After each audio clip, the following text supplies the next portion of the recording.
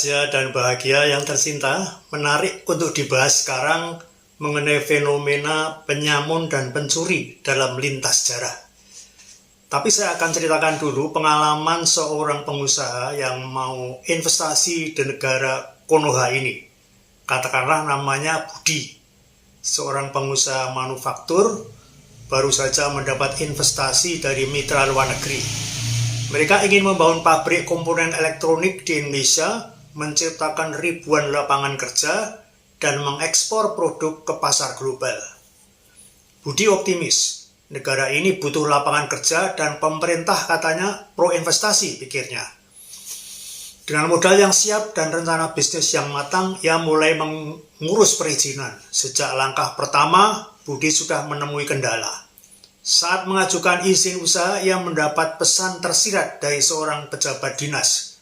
Pak Budi, sebenarnya bisa cepat kalau ada pengertian. Kalau mau lewat jalur biasa, bisa lama, bahkan bisa mentok. Budi mengerti maksudnya, uang pelancar. Jika tidak, prosesnya bisa berbulan-bulan atau bahkan tak pernah selesai. Tak ingin buang waktu, ia menyerah. 50 juta melayang untuk memperlancar izin yang seharusnya bisa didapat gratis dalam hitungan minggu. Setelah izin dikantongi, Budi membeli tanah di kawasan industri. Tapi tak lama datang sekelompok orang mengaku dari paguyuban masyarakat lokal. Pak, kalau mau bangun di sini harus koordinasi sama kami. Ada dana kontribusi untuk warga sekitar. Budi mencoba menolak. Tapi keesokan harinya alat beratnya mendadak rusak. Para pekerja juga mulai takut. Akhirnya 200 juta melayang untuk dana sosial masyarakat. Saat pembangunan mulai berjalan, datang lagi sekelompok orang dari Ormas. Pabrik ini butuh keamanan ya Pak. Kita bantu jaga biar nggak ada yang ganggu. Ini artinya uang keamanan. Jika tidak dibayar akan ada buruh yang diganggu. Proyek tiba-tiba dipermasalahkan. Budi akhirnya menyisihkan 5 juta per bulan untuk keamanan. Tak lama kemudian seorang aparat datang menawarkan hal yang sama. Jadi 10 juta per bulan untuk koordinasi keamanan dengan aparat. Kemudian mesin-mesin impor tiba di pelabuhan. Tapi ada masalah. Petugas bea cukai menyebut dokumen kurang lengkap. Padahal semuanya sudah sesuai prosedur. Bisa dibantu Pak kalau ada administrasi tambahan. Tanpa uang rokok, barang bisa bertahan berminggu-minggu. Akhirnya Budi harus mengeluarkan 100 juta untuk memperlancar keluarnya barang. Pabrik hampir siap operasi. Tapi saat mulai merekrut pekerja, datang lagi tantangan baru.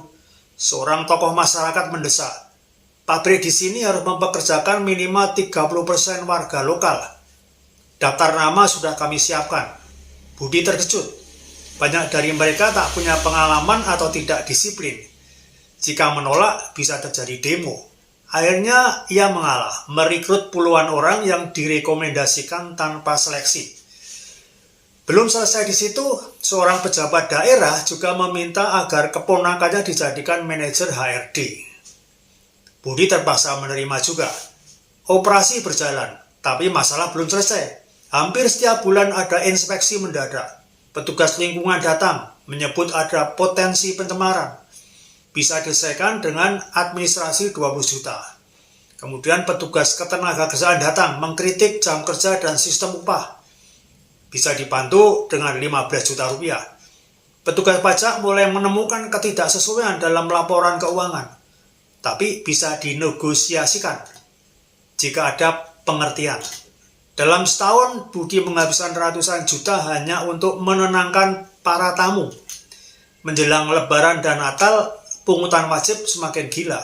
Oknum ormas, aparat, dan instansi datang minta THR. Jika tidak diberi, bisa terjadi sabotase atau inspeksi dadakan.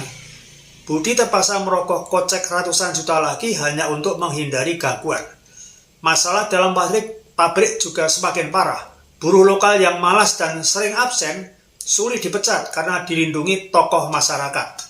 Suatu hari, HRD diserang karena mencoba menegakkan aturan. Setelah 3 tahun penuh tekanan dan biaya tak masuk akal, mitra bisnis Budi mulai kehilangan kesabaran. produksi jadi mahal, harga produk tidak kompetitif, dan keuntungan terus menurun. Investor akhirnya memutuskan, kita pindah ke Vietnam. Di sana tak ada pungutan liar, birokrasi lebih cepat, tenaga kerja disiplin, dan biaya jauh lebih murah. Dengan berat hati, Budi menutup pabriknya, memberhentikan ratusan buruh, dan membawa bisnisnya ke luar negeri. Saat melihat bangunan kosong yang dulu penuh harapan, Budi hanya bisa mengelus dada. Kita bukan kalah bersaing, tapi dirampok pelan-pelan. Semua orang mau bagian, tapi tak ada yang peduli bagaimana bisnis ini bisa bertahan. Budi pergi dengan perasaan getir. Ia ingin membantu negaranya sendiri, tapi justru diusir oleh mentalitas penyamun yang tumbuh di setiap sudut ekonomi. Akhirnya, bisnis yang seharusnya menghidupi ribuan orang justru gagal, bukan karena ketidakmampuan, tapi karena keserakahan sistem. Sekali lagi, ini terjadi di negara Konoha ya. Satu pertanyaan besar, sampai kapan kita membiarkan penyamun mengendalikan ekonomi negeri ini? Dulu penyamun adalah mereka yang menghadang di jalan, merampok kafilah dagang, atau menjarah harta rakyat dengan kekerasan. Kini mereka telah berevolusi menjadi koruptor berdasi, pemburu rente yang bersembunyi di balik regulasi, dan pejabat yang memanipulasi kebijakan untuk keuntungan pribadi. Pada dasarnya mereka adalah mencuri dari rakyat, dari negara, dan dari masa depan generasi mendatang. Sejak era kerajaan, rakyat sudah terbiasa menghadapi pemimpin yang lebih suka menghisap kekayaan rakyat daripada melindungi mereka. Beberapa bentuk penyamunan klasik seperti pajak berlebihan oleh bupati dan pejabat lokal, di mana rakyat kecil harus menyerahkan sebagian besar hasil bumi mereka, sementara pejabat hidup dalam kemewahan. Belanda dengan cerdik membiarkan para bupati bebas memunguti pajak pada rakyatnya, asal tidak mengganggu bisnis Belanda untuk mengeruk hasil bumi Nusantara. Lalu ada kerja paksa atau rodi, di mana rakyat dipaksa membangun jalan irigasi dan istana dengan upah sangat kecil. Ada upeti dan pungutan liar ketika setiap transaksi dagang dikenai pajak tidak resmi untuk memperkaya elit. Ketika Belanda dengan kultur stelsel memaksa rakyat menanam komoditas ekspor yang keuntungannya dibawa ke Eropa, sementara rakyat sendiri kelaparan. Sejarah kelam ini membentuk pola pikir bahwa jabatan bukan untuk mengabdi, tetapi untuk menguasai dan mengambil keuntungan sebanyak mungkin. Kini penyamunan tidak lagi dilakukan dengan kekerasan fisik, tetapi dengan birokrasi yang dipersulit, regulasi yang disusun untuk keuntungan segelintir orang, dan kebijakan yang menguntungkan kelompok tertentu. Beberapa bentuk penyamunan modern adalah korupsi. Korupsi adalah bentuk penyamunan paling sistematis dan merusak. Para koruptor bukan hanya mencuri uang negara, tetapi juga mencuri kesempatan rakyat untuk hidup lebih baik. Contohnya korupsi besar-besaran di tambang timah dan Pertamina yang baru-baru saja terbongkar. Proyek infrastruktur di markup sehingga jalan cepat rusak, bendungan bocor karena material dikurangi demi keuntungan pribadi. Ada pungli di birokrasi, pembuatan perizinan usaha, semuanya membutuhkan uang pelancar, termasuk korupsi pajak dan bea cukai, di mana orang kecil dipaksa bayar pajak, sementara perusahaan besar bisa menyuap agar bebas pajak dengan cara membuat buku keuangan ganda. Ada bentuk lain yang lebih cerdik, yaitu para pemburu rente, yang sama saja sebetulnya adalah penyamun berpakaian rapi. Pemburu rente atau rent seekers adalah kelompok yang mencari keuntungan tanpa bekerja atau berinovasi, tetapi hanya mengandalkan kedekatan dengan kekuasaan. Contohnya maklar proyek pemerintah. Mereka tidak punya kompetensi, tetapi mendapat proyek karena koneksi politik. Contoh lain, monopoli impor dan distribusi. Harga bahan pokok bisa dimainkan oleh segelintir orang yang menguasai pasar. Lalu termasuk penunjukan jabatan berbasis nepotisme ketika bukan yang kompeten yang dipilih, tetapi mereka yang punya hubungan politik. Pencurian tidak hanya dilakukan oleh penjahat kecil, tetapi juga oleh mereka yang duduk di kursi kekuasaan. Bedanya, maling kecil mencuri karena lapar. sementara koruptor mencuri karena rakus.